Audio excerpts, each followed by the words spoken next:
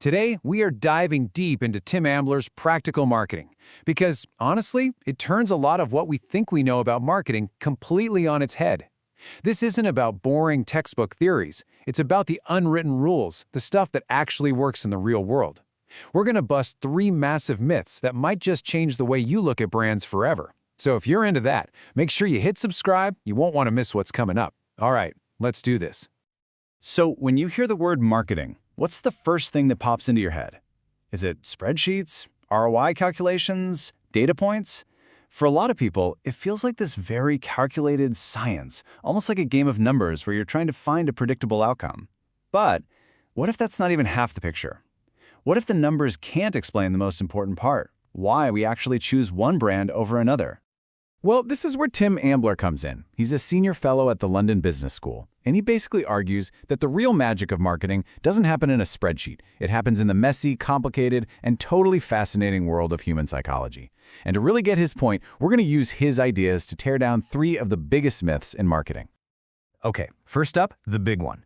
The idea that marketing is a hard science, kind of like economics, all governed by these rational, predictable laws. You know, the theory that we, as consumers, make perfectly logical choices based on perfect information. Well, Ambler says, hold on a second. And that, right there, is the huge disconnect. Economics likes to imagine this perfect world where everyone is a logical robot. But marketing has to live and breathe in the real world, where people are emotional, or we're driven by feelings and perceptions. The real work of marketing, he says, starts the moment that neat, clean logic just goes right out the window. So you can see the 2 worlds laid out here. Economic theory says we're rational. Marketing reality says, nope, we're emotional. Economics assumes we have all the info. Marketing knows we're working with bits and pieces. And the whole point of a brand is to be different, to stand out, not to be a standardized commodity. So really, great marketing begins right where those simple models fall apart. And that leads us perfectly into our second huge myth, this idea that a brand is just the product itself.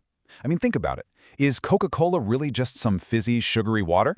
Is a Nike sneaker just a hunk of rubber and some fabric? Ambler argues that a brand is something way, way more powerful than that.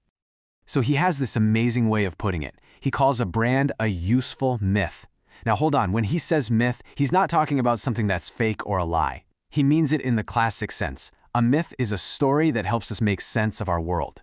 So the brand isn't the physical thing in your hand, it's the story we tell ourselves about that thing.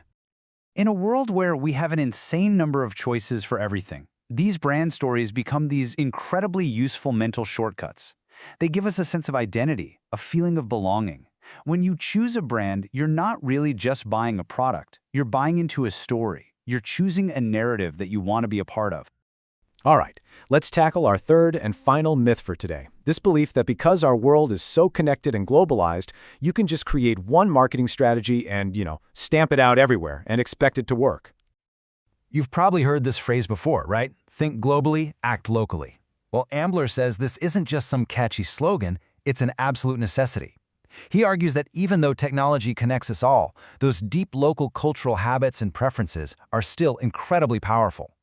A marketing campaign that's a huge hit in New York could be a total dud in Tokyo if it isn't adapted. This really breaks it down perfectly. It's like a sliding scale. A brand name, sure, that can be pretty universal. The core product itself is usually pretty consistent. But the further away you get from that core product, when you get into advertising, how you price things, and especially customer service, the more you absolutely have to tailor it to the local culture if you want to make a real connection. Okay, so we've busted these 3 big myths. Marketing isn't a pure science. A brand is way more than just a product. And one size definitely does not fit all. So what's left? According to Ambler, what is marketing's actual job? It really comes down to this simple 3-part philosophy. First, challenge assumptions. You have to stop treating those scientific models and spreadsheets as the absolute truth. Second, build relationships. You gotta focus on the human side of things because trust and connection are what really matter. And finally, master the myth. Become a master storyteller. Create a brand narrative that people can connect with and believe in. So I'll leave you with this to think about.